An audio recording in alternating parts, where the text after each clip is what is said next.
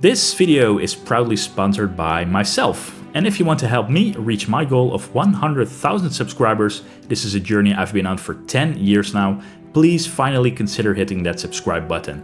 And as always, we don't do inflation here. Windows 11 Pro retail keys are still just $12.50 worldwide, also 10 years strong, and it can activate in all languages. So if you're interested, click the video description to purchase them.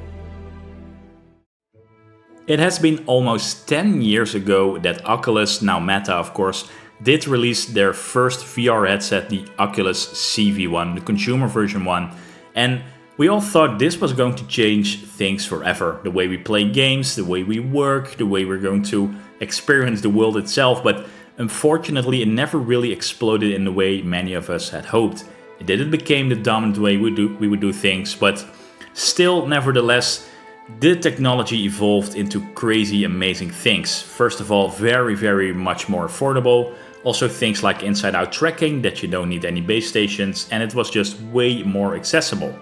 Also, PlayStation, an example, did really embrace VR. It released PlayStation VR 1 and 2, but still it has very limited things to offer in comparison with PC VR. Because on PC VR there is a staggering amount of content. We have many tech demos, of course, which many know VR from, but also things like VR cinema, but just an amazing ocean of titles on Steam, on the Oculus Store, to incredible full-length games that were released like Half-Life Alyx and Boneworks. So VR, even while it didn't explode in the way we wanted it to be, has carved out a place for itself. Not as the default how we do things, but as something uniquely powerful alongside of normal way of playing games, experiencing demos, that kind of stuff. So we have seen big developers also convert their flat screen titles, their flat screen games, into official VR releases.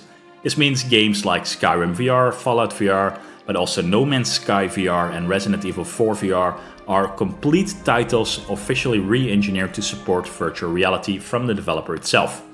But there's another side of the VR world, something more underground, more ambitious, and sometimes even more impressive than all the official stuff.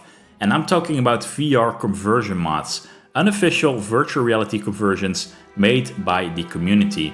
So passion project, fan-driven innovations. These are the full-scale mods that take non-VR games and turn them into fully immersive VR experience.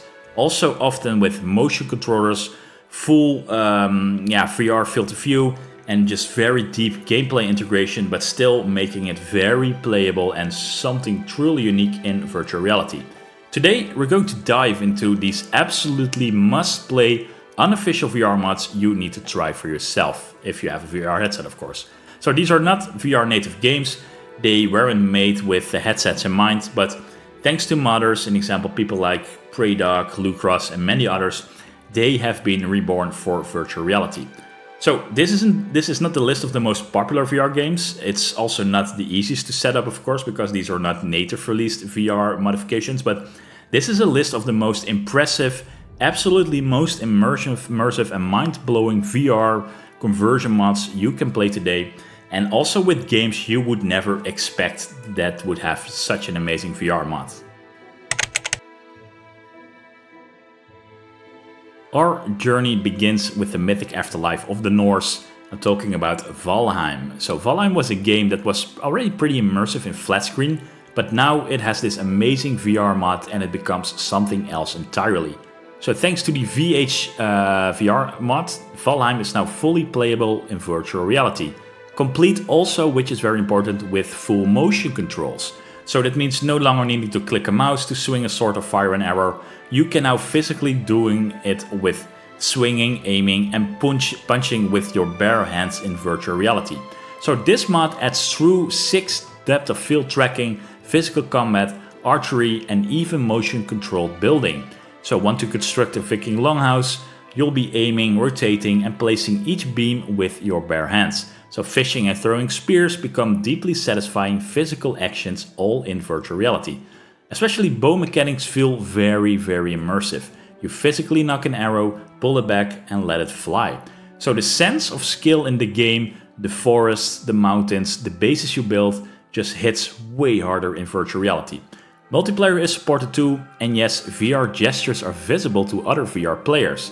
So that said, if you're playing with non-VR friends, they may seem some oddities for sure, like your character missing animations, that kind of stuff. So it's not really perfect because this is not an official mod, but it works super amazing for what it is today. So this is of course still an experimental mod, it has its quirks, it takes some work to set up, and you need a very decent PC to run it well. But once you're in and everything works, Valheim VR becomes a truly deeply immersive Viking survival experience that no flat screen could ever replicate. So the sense of presence, the physicality of combat, of crafting, it all comes together in a way that makes you feel like you stepped into a completely new world. So I would say this is definitely a game that has been a little bit forgotten but can now be really picked up with this amazing VR conversion mod. Next is something really amazing. This is Outer Wilds VR. So some games are built on combat, others are built on discovery, but then there's also Outer Wilds, which has built on discovering an entire freaking solar system. So not only that, but it is about understanding it as well. So with the Nomai VR mod, Outer Wilds becomes one of the most polished and immersive VR experiences ever delivered by a fan project.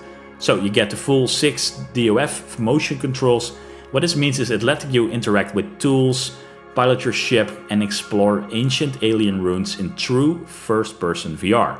So if you want to launch a sky probe, you reach out and press the button, and you want to fly a ship through a black hole, you grab the joystick and do that all in, I would say, real life, but in this case virtual reality of course.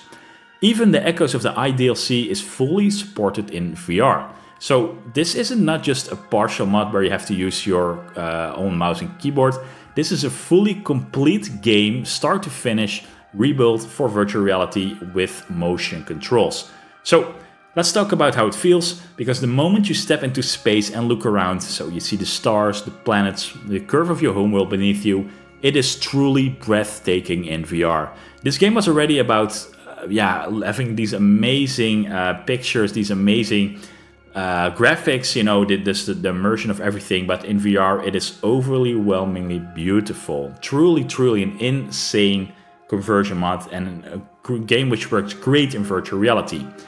There are still some performance hurdles of course, because the mod is very heavy on your system, and I would say this is a little bit of a thing which is for all VR titles, for all VR conversions. You just need a very good PC. So the mod is pretty heavy on your system, and it might be that you need to lower some settings or apply fixes like SFR or fixed rendering. But if you're willing to, you know, play a little bit with that, setting it all up, the result is absolutely worth it. Just be warned, the game's intense motion, zero gravity and wild physics can be a challenge in VR, especially if you are very sensitive from motion sickness. So if you can handle that, Outer Wilds, I should say, not Outer Worlds, that's a different game. Outer Wilds in VR is one of the most mind-expanding things you can experience in a headset. So this is one of those mods that shows what VR is really for, and I would say especially PC VR with another very amazing VR conversion mod for an existing game. If there is one genre that VR was practically made for, it is horror of course. And a few games deliver terror like Alien Isolation. So this is already known as one of the scariest games ever made. Alien Isolation becomes downright terrifying, really terrifying in VR. And this is all thanks to a fan-made mod called Mother VR. So imagine creeping through a dark space station, hearing the thud of the xenomorph in the vents above, and knowing that any sound you make, any movement could be your last. Now imagine that while you're inside the world yourself in virtual reality. So early versions of the mod were like VR viewers. So this means, the 3D morph mods. It were immersive but without full motion controls. And there is a newer build, however, often referred as the Grand Mother VR mod, takes it finally further. Now you get the 6 DOF tracking, so that means flashlight gestures, redefined interactions, and it makes the experience way more intuitive. Menus and HUDs have been redesigned for VR, flashlight activates with emotion, and your head movement feels very natural. And the best of all, the terrifying tension of being stalled by an unstoppable xenomorph is now right in your face, literally in virtual reality. I have to, as far as I understood, this however is a seated VR experience, and this means that no hand physics or room scale movement is needed per se. So you're meant to be using this as a seated VR experience, but it's pretty immersive because you're playing it like Ripley or Ripley's Daughter, I thought this game was about. So this means you're sitting, it's tense, holding your breath, but now actually in VR, and it's very immersive and it just works really good. There are still some extra quirks. An example, head-body desync can happen, occasional blackouts when you're clipped through objects, and it can take up some setup time, and strangely enough, especially with Oculus or Meta headsets. But of course, once you're in, the fear is really real, and I would say Alien Isolation VR is definitely one of the most terrifying experiences you can ever play for yourself. If you ever wanted to feel what it's like to be part of an elite SWAT team, clearing rooms, giving commands, making split-second life or death decisions, then Ready or Not in VR is as close as it gets. So thanks to the UE VR mod, Ready or Not is now fully playable in VR. And it is not just technically working as some VR viewer mod, it means fully immersive with gesture-based reloads, motion controls, and physical interactions that raise the intensity to a true another level. So you breach down doors with your bare hands, you switch weapons using holsters on your body, and give voice commands in the middle of chaos. So reloading becomes a physical act now. Also switching to your sidearm is a matter of grabbing it from your belt. And every mission now feels completely new and unique in VR. It actually feels like tactical work and not just fast-paced shooting with your mouse and keyboard. But more measured, tense encounters where mistakes are definitely deadly, and it really depends on your real handling of grabbing guns and aiming by yourself. So here is also something important. You can play this also with flat screen players in multiplayer. So this means you can be fully immersed in VR while your teammates play with mouse and keyboard, and fostering this strange but absolutely awesome hybrid teamwork dynamic. So this mod takes some effort to set up, pretty much like all the other ones. You need a very specific UE VR profile, and the game's original lack of native VR support means you'll be disabling HUD elements, remapping gestures, and tweaking configs. But I would say it's absolutely worth it because it is massive in virtual reality. Just be prepared, this isn't arcade shooting for the ones who don't know the game. Ready or Not VR is very slow, tense, heart-pounding, and sometimes also terrifying when suspects don't follow scripts and you face them in VR. But absolutely, it is very recent, but definitely one of the most intense VR conversion mods you can ever find for a video game. There are not that many places which feel as magical as Hogwarts in the Harry Potter series, of course. And I would say with the VR mod for Hogwarts Legacy, you don't just really visit the world of Harry Potter, you just actually be in there. You are living in that world, you're living inside Hogwarts yourself. So thanks to Luke Ross's Real VR mod, you can now walk through the halls of Hogwarts, fly a broom over the Forbidden Forest, and cast spells in full 3D, immersed entirely in the magical universe that so many of us grew up just dreaming about being actually in that world. So Hogwarts Legacy of course is not a native VR game, and it doesn't feature motion controls by itself, but it doesn't really matter because what Luke Ross's mod delivers is absolutely presence, and with that skill, atmosphere, and the feeling of truly being in that world is way more than the flat screen version can match, because this is something truly unique. So, an example, broom flying, absolutely breathtaking, exploring the castle of Hogwarts. It is just all magical and everything that you don't really notice that much in the third-person Hogwarts Legacy is becoming a completely new dimension in virtual reality. All the details you're taking in, it is just insane. So, I would say, as far as I know, there is not really official motion control support, but I did saw in some VR videos that it definitely did look like motion control support, but I'm not really sure about that. But in that case it would be even more and more immersive. Also, of course, like any other game, this is very, very performance heavy for your game, having a VR mod. And this, I read that in RTX 4090 territory, this game was roaming around, even if you had DLSS, that kind of stuff. But still, this is something truly unique, and probably a game that none of you knew there was an amazing VR mod for this. But if you have a very heavy PC, you have a VR headset, please try it out yourself, because it is truly, truly amazing.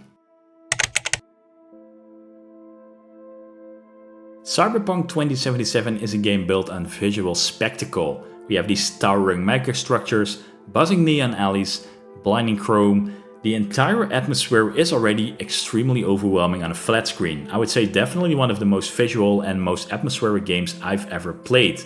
But in VR, this becomes something else entirely. So thanks to the Luke Ross Real VR mod, you can now experience Night City in full stereoscopic 3D and walking its streets, driving through rain-soaked highways, and standing beneath skyscrapers that stretch into the clouds. And I would say this is everything we ever dreamed of when we were kids, to be actually able to do this. So this is not just a basic VR viewer. This is a fully head-tracked immersion mod conversion with proper stereoscopic rendering. So this means environmental presence and head-driven aiming. And while it doesn't support motion controllers yet, that's by design. Luke Ross prioritizes comfort, cinematic framing, and visual fidelity all over that. And I think this is really, really important to know, because even if you would have motion controllers and it just felt really off and not natural, it wouldn't be a great conversion mod. So even while it sounds not having motion controller support for aiming, you really forget it pretty soon, because it is just so damn freaking overwhelming, realistic, and just being in this world is just really, really insane. So Cyberpunk's 2077 world was already rich, but in VR, I would say the scale of everything just really hits harder. Crowds really feel massive and not limited. Rooms feel more claustrophobic when they're intended to be claustrophobic. And just the sense of depth in every shadow-drenched alley, every little spot in the world of Cyberpunk pulls you in like never before. And this is something you can't really be explained how it feels, you have to experience for itself. This, I would say, is a very, like any other VR conversion mods, one of the most definitely hardware-hungry ones. You need a very, very powerful system to make it truly shine and to have all the visuals. So I would say if you have 1390 at least a GPU like that, if you have something lower, don't even try it, because even if you can play with the settings, it just doesn't do justice. So the lack of motion controls means you play either with a controller or a mouse and keyboard, but it has been done very well that you're actually head aiming, and yeah, for that it doesn't feel really like some arcade aiming system. The trade-off, I would say, is the visual performance a little bit of this. But with a game like this, the world itself is the star, you know. The cinematic immersion that you have with this VR conversion mod is absolutely insane. So if you already played Cyberpunk before, this is now a perfect excuse to do your second playthrough in virtual reality, especially if you have a very, very good PC. Then we come to the best of them all, because if there is one set of VR mods that people keep pointing to, one name that gets mentioned in every VR forum, every Reddit thread, every you gotta try this conversion, it is going to be Predoc's RE framework. So these are not just single mods, these are just absolute masterpieces of fan engineering. This means Resident Evil 2, 3 and 7, so flat screen horror classics, turned into full VR experiences that often just feel way more complete than any official VR releases we've seen so far. So thanks to RE Framework, you get the full 6DoF motion controls, room skill tracking, physical interactions like grenade throwing, flashlight gestures, and even intuitive VR-based healing, pulling mats from behind your shoulder like we've seen an example in Half-Life Alyx. This is just something next level. So Resident Evil 2 and 3 were never designed for first-person play, but with this mod you're inside your character. So you're walking the bloodstained halls, you are Leon, you are Jill, it is just really, really insane. So Resident Evil 7, already very terrifying first-person game, because this was actually a first-person game, becomes extremely something else entirely in VR. So every creak, every whisper, every time you open a door, it just hits way harder than, yeah, since you're actually the one being there in real life almost, but then in VR of course. So the RE framework even includes a universal VR injector for RE engine games, so the famous engine, meaning games like Resident Evil 8 Village can be modded too as well, turning entire franchise now of Resident Evil into VR-ready experiences. So controls are deeply thought out, gestures like blocking with your arms, grabbing maps from over your head, and head-based locomotion all makes movement feel very intuitive, very immersive, and something that just feels like right out of the box, even while this is a VR mod conversion.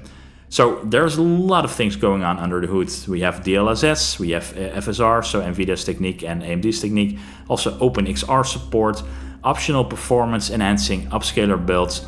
But despite all the technical complexity, once you're in these mods, this conversion mod just feels like an official one, which has been released by the creators of the game. But this has been done so really well. It is almost unbelievable that this is not really more known, that this is just like a real official released VR game.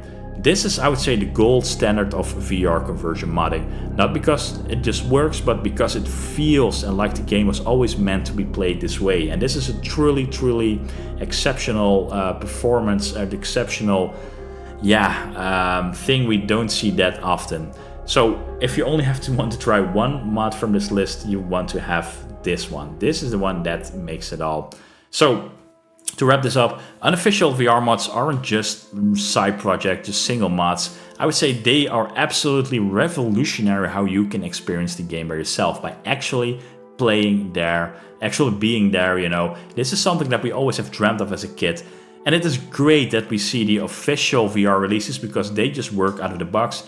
But these ones are way more, underground, I would say. They're not really familiar. They sometimes require a little bit of technical setup.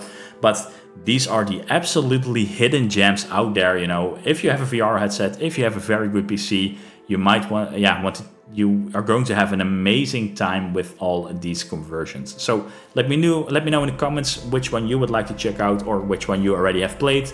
Let me know your experience in the comment section and hope to see you at one of my next videos.